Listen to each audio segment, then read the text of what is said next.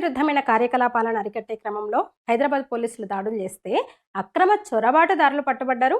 నగరంలోని వేశ్యాగృహాలపై దాడులు చేసి 16 మందిని అరెస్ట్ చేస్తే వాళ్ళలో చొరబాటుదారులు ఉన్నారు. వాళ్ళందరూ కూడా ఇక్కడ అంటే బంగ్లాదేశ్ నుంచి అక్రమంగా ఇక్కడికి వచ్చి చొరబడి ఇక్కడ వ్యభిచార దందా నిర్వహిస్తున్న వాళ్ళు. హైదరాబాద్ కమిషనరేట్ టాస్క్ ఫోర్స్ అలాగే చాదర్ఘాట్ ఖైరతాబాద్ స్టేషన్ల పోలీసులు కలిసి ఈ రైడ్స్ చేశారు. నిందితులందరూ కూడా అంటే మానవ అక్రమ రవాణా కోసం ఒక ఆర్గనైజ్డ్ నెట్వర్క్ నడుపుతున్నారు. ఇక్కడ బంగ్లాదేశ్లో సమస్యలు అంటే ఆర్థికంగా ఇబ్బందుల్లో ఉన్న యువతులు, మహిళలు టార్గెట్. వాళ్ళని భారతదేశంలోకి ఇక్కడికి తీసుకొచ్చి భారత్లో మీకు ఉపాధి కల్పిస్తాము, ఉద్యోగాలు కల్పిస్తామని ఆశపెట్టి తీసుకొస్తున్నట్టు గుర్తించారు. నకిలీ భారతీయ గుర్తింపు పత్రాలతో వాళ్ళకి ఇస్తున్నారు, ఇచ్చి వ్యభిచారం చేయిస్తున్నారు. ఇక ఈ ఆపరేషన్లో పట్టుబడ్డ 2 బ్రోకర్లు కూడా బంగ్లాదేశీలే. వాళ్ళు ఇలా అక్రమంగా వచ్చిన వాళ్ళే. కుమారుల్ షేక్, అజారుల్ షేక్ వాళ్ళు ఆ మహిళలని, బంగ్లాదేశీ మహిళలని పశ్చిమ బెంగాల్ మీదుగా భారత్లోనికి తీసుకొస్తున్నారనమాట. ఇక వాళ్ళని ఇక్కడికి తీసుకొచ్చి నకిలీ ధ్రువపత్రాలు సమకూరుస్తున్నారు, వాళ్ళకి ఇస్తున్నారని చెప్పాను కదా. వారికి అంటే నకిలీ గుర్తింపు పత్రాల కోసం వాళ్ళు ఒక్కొక్కరి నుంచి 15 నుంచి 20 వేల వరకు వసూలు చేస్తున్నట్టు తేలింది.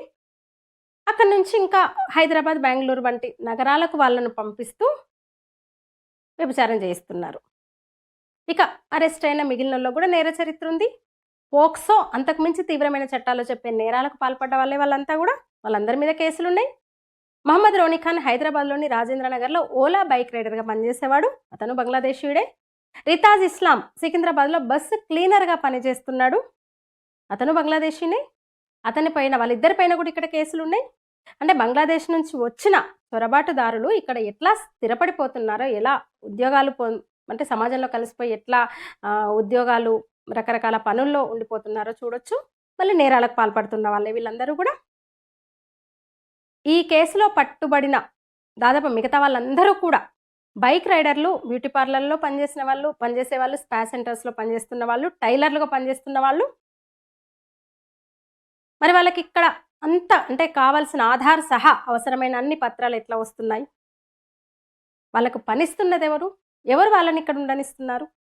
ఈ అక్రమ చొరబాటుదారులకు ఇక్కడున్న స్థానిక మత సంస్థలు ఏమైనా సహాయం చేస్తున్నాయా అన్న సందేహాలు అయితే వ్యక్తమవుతున్నాయి. ఎప్పటి నుంచో ఉన్నాయి, ఆందోళనలు వ్యక్తమవుతున్నాయి. ఇంత జరిగితే మీడియాలో ఎక్కడ ప్రాధాన్యత లేదు, ఎక్కడ వార్త లేదు. పార్టీల నాయకులు కూడా ప్రజాప్రతినిధులు కూడా పెద్దగా స్పందించలేదు. ఒక రాజాసింగ్ మాత్రం రెస్పాండ్ అయినట్టున్నారు. అక్రమ చొరబాట్లు ఈ దేశ భద్రతకు ముప్పు, హైదరాబాద్ భవిష్యత్తుకు ప్రమాదమేనని ఆయన హెచ్చరించి తెలంగాణ వ్యాప్తంగా సెర్చ్ జరగాలి, అక్రమ చొరబాటుదారులను ఎరివేయాలని ఆయన అటు పౌర సమాజం నుంచి కూడా అదే డిమాండ్ వస్తుంది. ఇక హైదరాబాద్ వరకైతే దాదాపు 20 ఏళ్ళుగా బంగ్లాదేశీ చొరబాటుదారులు హైదరాబాద్కు వస్తూనే ఉన్నారు. గ్రేటర్లో వేలను దాటి 1,00,000కు చేరిందని చెప్తున్నారు. బాలాపూర్, పహాడీ షరీఫ్, హఫీజ్ బాబా నగర్, కిషన్బాగ్ వంటి ప్రాంతాల్లో రోహింగ్యాలు ఎక్కువగా ఉన్నారు. బంగ్లాదేశీ రోహింగ్యాలు సెటిల్మెంట్లు అంటే ఇతర నేరాలు, సెటిల్మెంట్లు, అక్రమ కార్యకలాపాలకు అడ్డాలుగా ఆ ప్రాంతాలను వాళ్ళు మార్చుకున్నారు. ఇక వారిని ఓటు బ్యాంకుగా మార్చుకోవడానికి కొందరు నాయకులు, కొన్ని పార్టీలు ఎగబడిపోతాయి తెలిసిందే. ఆధార్ కార్డులు సహా, రేషన్ కార్డులు, ఇల్లు కూడా కట్టిస్తున్నారు. అయితే అటు అక్రమ చొరబాటుదారుల విషయంలో ఈ మధ్య కేంద్రం కూడా కొంచెం సీరియస్గానే స్పందిస్తున్నట్టు మనకు అర్థమవుతుంది. 2 రోజుల క్రితమే దేశంలోకి అక్రమంగా ప్రవేశిస్తున్న బంగ్లాదేశీయులు అలాగే రోహింగ్యాలు ముఖ్యంగా సహకరిస్తున్న నెట్వర్క్లపై చర్యలు తీసుకోవాలని కేంద్ర హోంమంత్రి అమిత్ షా ఢిల్లీ పోలీసులను ఆదేశించారు. అంటే ఢిల్లీకి సంబంధించిన వరకు అక్కడ ఆయన ఒక రివ్యూ లాగా నిర్వహించారు. దేశ రాజధాని అడ్డాగా జాతీయ భద్రతకు ముప్పుగా మారిన ఈ అంశంపై కఠినంగా వ్యవహరించాలని ఆయన అయితే ఆదేశించారు. దేశ రాజధాని ఢిల్లీలో శాంతి భద్రతల పరిస్థితిపై సమీక్ష నిర్వహించిన సందర్భంగా ఆయన అన్న మాట ఇది. అలాగే పేలవమైన పనితీరు కనబరుస్తున్న ఈ విషయంలో పోలీసు స్టేషన్లు, సబ్ డివిజన్లపై కూడా తగిన చర్యలు తీసుకోవాలని కూడా ఆయన ఆదేశించారు. ముఖ్యంగా మాదక ద్రవ్యాల కేసుల్లో చర్యలు తప్పకుండా తీసుకోవాలి. వాటికి సంబంధించిన నెట్వర్క్లను కూకటి వేళ్లతో పెకిలించాలని అమిత్ షా అధికారులను అయితే ఆదేశించారు. ఇప్పుడు తెలంగాణ రాజధానిలో కూడా వాళ్ళ నెట్వర్క్ ఏ స్థాయిలో ఉందో బయటపడింది తాజా ఈ దాడులతో.